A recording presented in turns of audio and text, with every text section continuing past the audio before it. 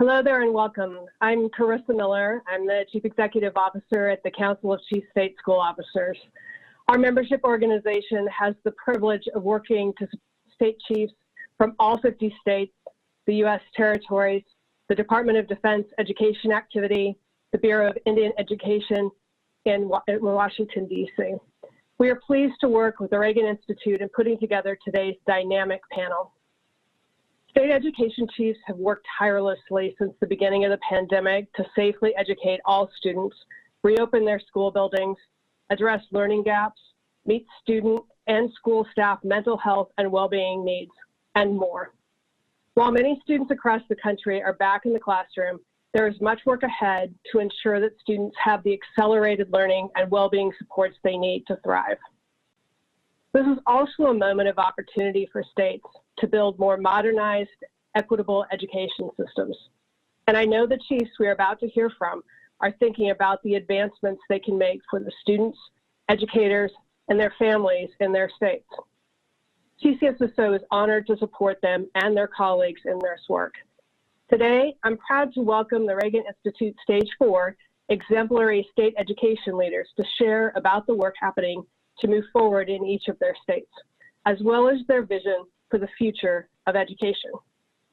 Today's panelists include Tennessee Commissioner Penny Swin, South Carolina Superintendent and CCSSO Board President-elect Molly Spearman, Nevada Superintendent Joan Ebert, and Nebraska Commissioner and CCSSO Board President Matthew Bloomstead. And now it's my privilege to turn the conversation over to today's moderator, Ella Indor, a Nebraska native attending the University of Mississippi and a student leader at the Reagan Institute Leadership and the American Presidency Program. Over to you, Ella. All right, thank you so much for that awesome introduction. I think that really sets us off perfectly. So let's head right on into our first question. So this has undoubtedly been a challenging year for students across the country. Despite setbacks, states have started down a path of recovery through the American Rescue Plan. What is your vision for how to best invest in initiatives, programs, and priorities that will last longer than just a few years post-pandemic? As a Nebraska native, I'd like to turn to Superintendent Bloomstead to get us started. And thanks, Ellen. It's a pleasure to be with you today.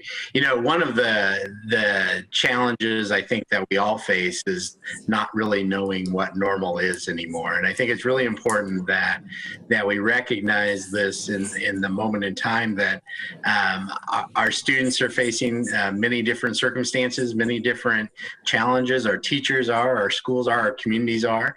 And it's really important that we take, as leaders, kind of take stock of where we're at and try to really grow from there. And from a Nebraska perspective, we really wanted to focus on unfinished learning versus the notion that there was learning loss, because we expect that there were impacts throughout the pandemic. We want to measure those and move ourselves forward in the best way possible, while still just constantly knowing that the engagement with students and families is our key strategy relative to everything else that we may do. It's just the key strategy to know that they're engaged and that they're doing well, and that our teachers in our schools are able to do that as well. Thank you so much. Superintendent Ebert, would you like to tell us a bit more about your plan? Thank you. As my colleague Matt, said, I really appreciate being here as well to talk about in Nevada. We took the crisis and tightly focused and started to think about renewal and future-proofing our education system. So we've prioritized projects that will lay a foundation for us for years to come. And what we're particularly proud of is our Blue Ribbon Commission that we spun up rather quickly. They are in charge of designing and future-proofing, making sure that we have a globally prepared Nevada. They were convened this fall, and it was really exciting because we invited every constituent, if you will, to the table virtually as a core group. We had parents, we had our educators themselves. We had students who enlightened us greatly each and every time of when sometimes the adults would start down the path and they're like, wait a minute, this is what we're experiencing each and every day, and this is how the policy needs to change.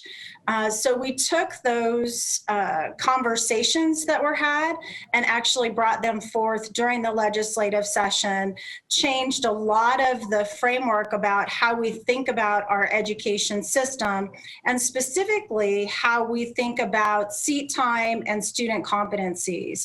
We know that some of the students flourished during this pandemic. They were able to take advantage of several resources that were made available to them. We also know that other students did not have those same opportunities. And so making sure that we accelerate those students that didn't have those opportunities, as well as allowing those students that did accelerate to continue moving forward. So we're very excited that our school districts were able to have students in the classroom this last spring. Some of them had them since September, but we do have a lot of work to do, and we continue to work with our colleagues at CCSSO and constituents across the state. Thank you so much. Superintendent Spearman, what about you?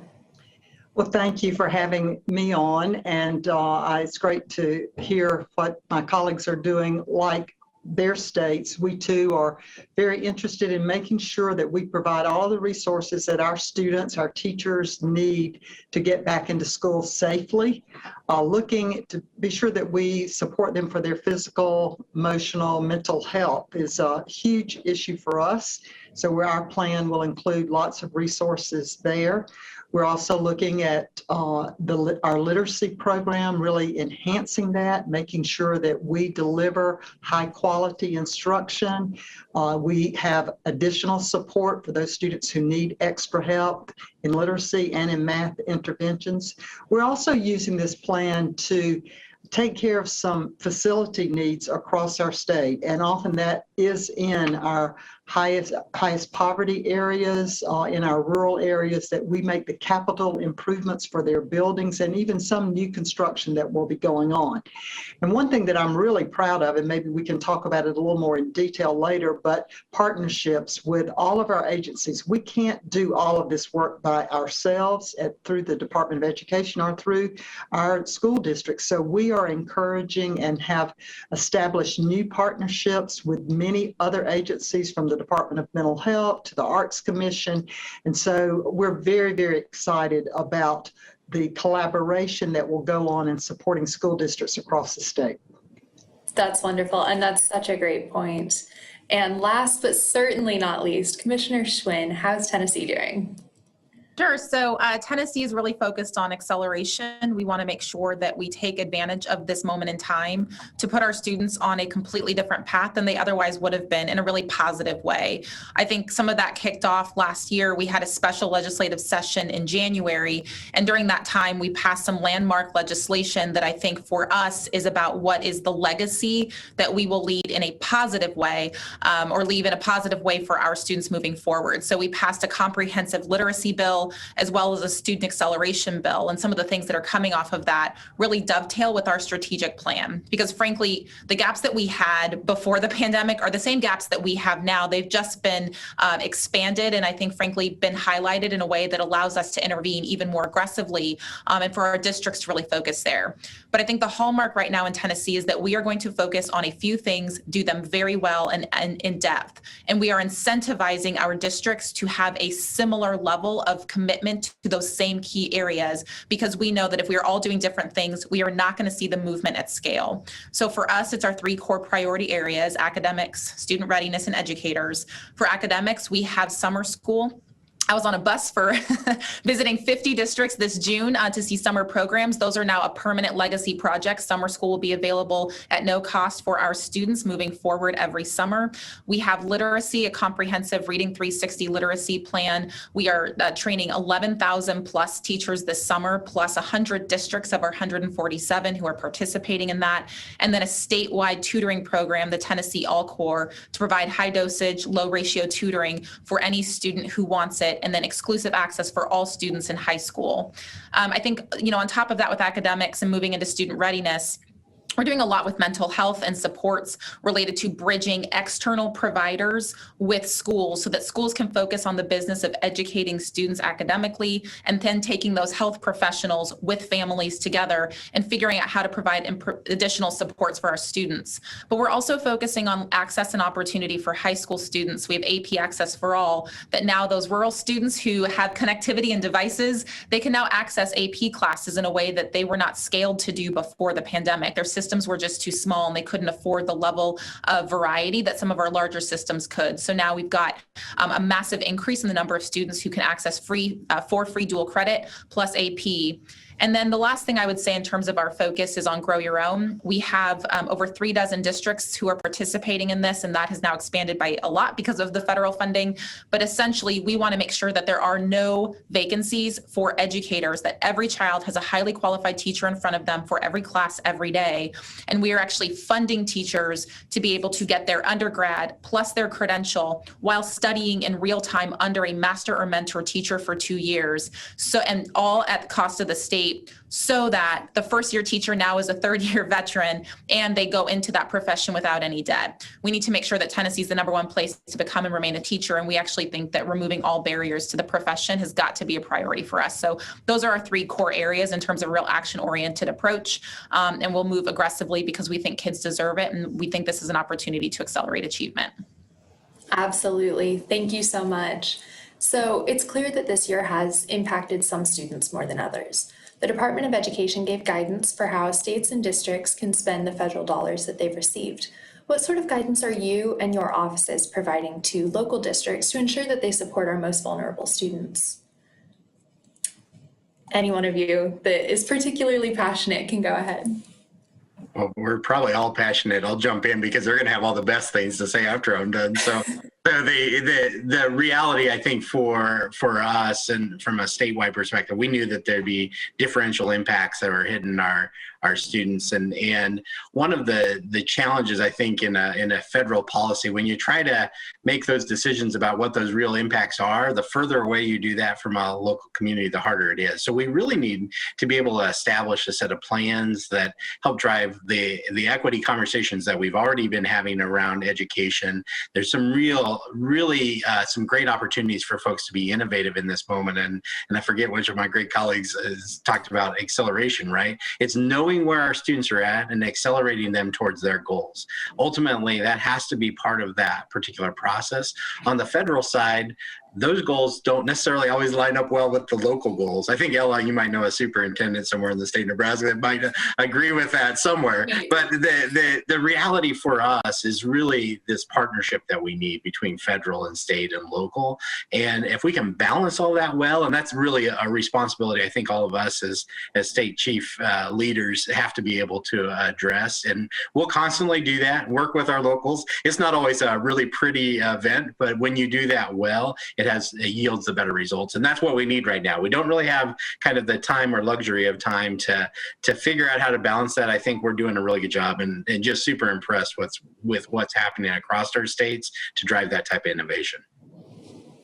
Ella, if I may, one of the things that I'm really proud of that we were able to do in South Carolina, since we were not able to give our spring assessments last year due to the pandemic, our districts, and we had legislation that required all of our districts to assess students within the first 10 days, whether it was virtually or in person, with our formative or interim assessments. We did that again in December and at the end of the year.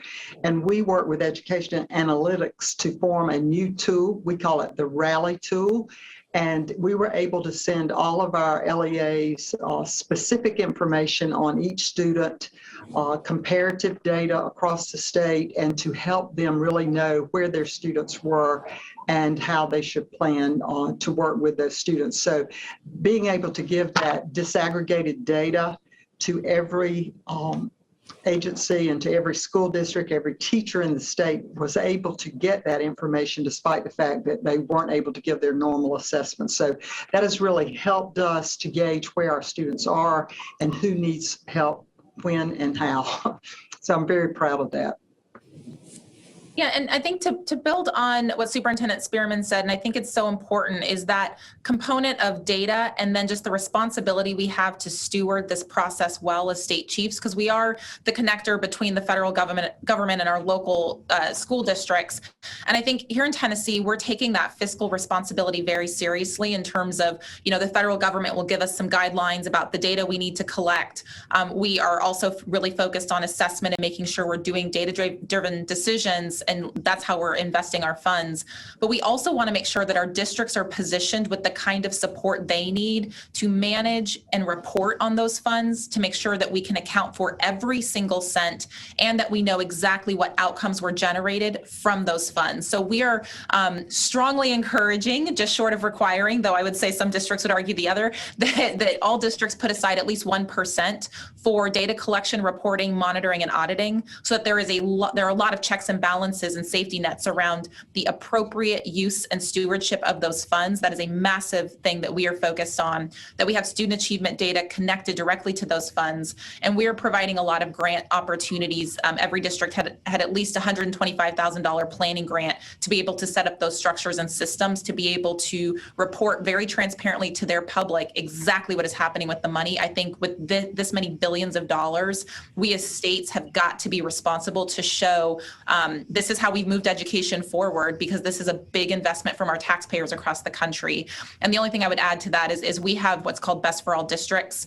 Those are districts that get incentives. It's celebration, it's additional resources, extra money, operational benefits like Fast Pass. We call them Fast Pass. I love Disneyland, but it's like a Fast Pass for reimbursements, different ways to incentivize really structured investments and investments that we think are going to move student achievement forward. We've created 26 different benefits for those districts, again, to try to incentivize responsible decision-making and strategy at the local level. So rounding that out, what I would add is, the accountability component is huge. Accountability with flexibility. In Nevada, I have the 5th largest school district in the nation. So 310,000 students in one school district, which covers over 8,000 square miles. So they have urban, extreme urban, suburban, and rural in one school district. And then another school districts, like my colleagues here, I have a school district that has less than 100 students.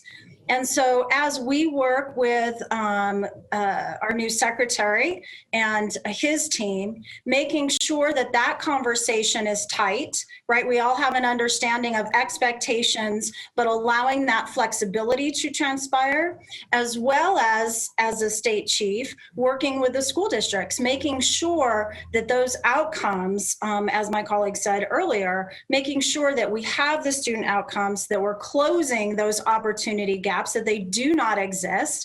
Every student in Nevada does have a device now and does have connectivity. Every student that's participating at a distance.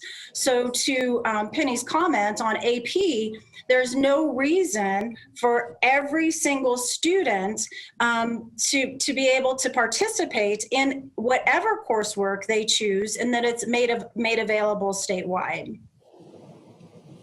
Okay, well, thank you all so much. Those were so fascinating. I know I've been taking mental notes. So students everywhere have really struggled a lot with isolation and anxiety, even more so in the past few years. What kind of investments and support services do you provide to ensure that mental health is supported in all of your students? Anyone can go ahead and hop in.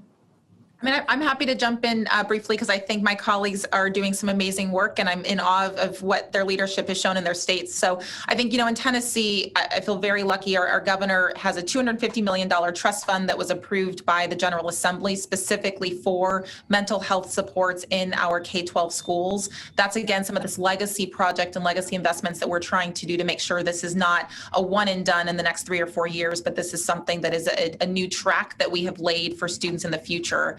We're building on that by saying, if there's this trust fund available to focus on mental health, we have one of our higher ed partners who's doing a landscape analysis, so that no matter where you live, we know exactly what resources are available in the community through state government and local government, et cetera. And then an online tool that allows for districts to have really quick access to those services, know which ones are free, which ones cost, what you can use insurance for, et cetera. And then the last thing is we're doing mental health grants to districts to be able to create sustainable programs and connections with local and state providers, so that when the money runs out, this one one-time funding runs out, as I keep reminding our superintendents, one time, when that money is gone, we have actually created sustainable programs so that students can continue to receive services from those expert providers outside of the school systems, and that we're doing that in concert with our families, our K-12, and our community organizations. That's great, Penny. I'll just add a couple of things that we have going on here in South Carolina. And again, it's been through a great partnership with our Department of Mental Health and ensuring that we have year-round counselors available, that those school counselors are on duty and working during the summer months so that students have the access to those services throughout the year. We also have had great success with telepsychiatry. As you know, telehealth is a new phenomenon for all of us, but over the last 2-3 years, we have really had great success by delivering psychiatric services to students through the Medical University of South Carolina, where psychiatrists are available and can give really high quality services, particularly out in the rural areas or in places where those doctors are just not available. And so during the pandemic, we've been able to give over 100,000 sessions with students by having the little black box available, a computer screen, and it is very, very effective treatment and services for those students. So those are some of the ways that we are supporting our students in South Carolina. That's great. In Nevada, we have the SEED Center, which is social, emotional, academic as well.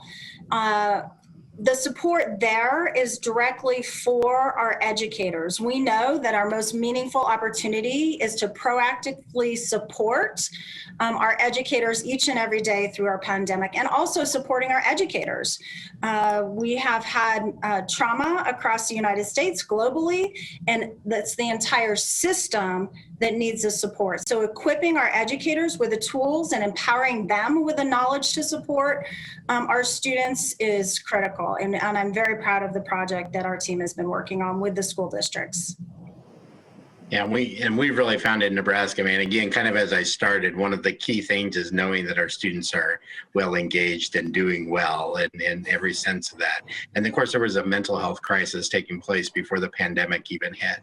And there was a lot of efforts being, underway about partnerships, but actually through the pandemic, we built even more robust partners with our public health, with our schools and communities in different ways that we never imagined. For example, we're doing a very big partnership with our Nebraska Children and Families Foundation.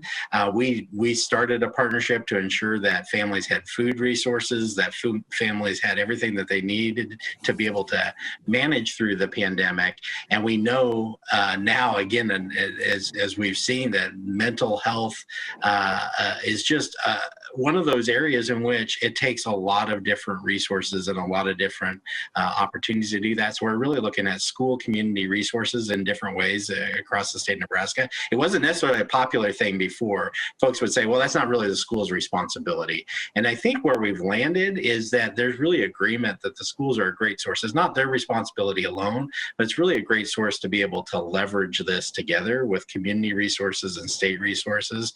And we'll see that done with our private and public partnerships all over the state. And I'm very proud of that. And again, those are things that I think we've created innovations in this moment out of the necessity, out of the needs that were there, and continue to do that. And to me, they'll become a permanent part of our role and mission going forward.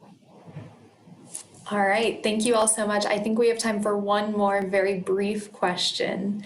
So one of the primary roles of our education system is preparing students to enter civic life. With growing concern over civic literacy and health and a generation plagued by polarization, how do you plan to support and prepare students for civic life and approach and respond to controversial topics? Well, I'll jump in first on this one. One of the most important things, and we've been working on this forever, that our responsibility in our public school system is to have our students prepared to be not only know their content and have the skills to do career jobs, but to be good citizens. And it's one of our most important responsibilities. And in order to be a good citizen, I think the first thing you have to appreciate each other and understand the dignity and value of each person, and to be a good listener, and to build on our values, that we support each other, that we care about each other. So we are working on this summer. We were fortunate to work with John Maxwell, the noted author, who has presented leadership development for years, and he and his staff are working with us. We have a project that we'll be doing in our middle schools for students to talk to each other, to learn more about each other through their iLead program. And there are other leadership development programs that many of our schools are using already. But I think just preparing our students so that they can listen, that they appreciate each other, they can listen and have good conversations, even though they may not agree on everything, is a skill that every citizen needs. So we're going to be working on that and a specific focus with middle school students. Wonderful. It's such a unique moment. I mean, we've seen kind of political divisiveness. If I reflect back last summer, I mean, some of our biggest gatherings that took place were in June of last year in protests in several of our cities, including in Nebraska. And I'm just going to tell you, we know that we had school age students involved in many of those conversations, many of those directions. And I really felt very responsible to think about where are we going to go to really have folks be able to feel engaged in the moment versus lost in this. And I think it goes to this real importance of what happens at schools around civil discourse, around research and understanding the content, around having disputes without having fights, right? It's that ability to do that. And I've learned so much from my own kids and students across the state about how they can interact in those moments and continue to do that. And we have just so much of that as a country to do. And so we've put, civic readiness among our, college career and civic readiness in Nebraska among the forefront of what we would like to accomplish. I think over this last year, it's changed how we need to think about preparing students, like real active engagement in opportunities for them to be part of real conversations. And part of the challenge always is, students are actually quite busy people, as it turns out. But you got to find ways to actually have them engaged. And I think we're probably seeing that as state agencies more and more. How do we engage our students in meaningful conversations? Then the sooner the better. And so I'm excited for that and for seeing that come to fruition at this moment. Go ahead, Penny. I was doing the polite 3-second wait. You were going to pop in. I'll just say, Governor Lee has been focused on what we call the civic seal here. And that is really, these are grants we give to schools and districts for them to develop and support civics content, programming, and certainly opportunities for students that are really localized and really reflect that local community and some of the things that are really important for them to talk about in that time. And I think we've said local so many times in this conversation, because that's the real balance we have as state chiefs, is that we've got to make sure that we are considering all of the voices within our respective states, and all of our states are going to have lots of different voices in there. And we need to also make sure that while we are balancing those conversations, we are really allowing our local district superintendents to lead and manage their communities in the way that makes the most sense for them. I always joke that our superintendents are often like the other mayor of our cities. They have a lot of responsibility, and certainly our community leaders. And so for us, I think the civic seal is a really important component. We're investing in that, and we certainly want to continue to expand that voice. But I'd also say that part of our responsibility is to engage in some of these hard conversations. And I'm taking it, frankly, from the perspective of being a mom with 3 young kids, 2 of whom are in public schools, and sitting down across a kitchen table from other moms who are talking about what's real for them and what's important to them and why, and continuing to build that empathy lens and saying, how can we come together? Because our focus has got to be on children. And frankly, from my perspective, only on kids. That is my job. And that's really hard to balance. And I think it is going to be something we have to hold ourselves accountable to, and having really professional discourse and being able to be open to everybody having a voice, because that's what our great country is about. I think reflecting those values that are the foundational bedrock of the United States is going to be part of the leadership we can show here. So civic literacy, as we're all being civil, definitely is woven into many aspects of our education system here in Nevada and nationally as well. And our goal is to help our students connect early. And so it's actually in our content and curriculum K-12, listening for understanding and making sure that we speak with voice and can have that discourse is critical. And I know we're running out of time, so I'll just stop right there. All right. Well, thank you all so much for speaking with us today. On behalf of the Reagan Institute, I'd like to especially thank you for your hard work and dedication to students this year and for lending your voice to us at RISE. Thank you again.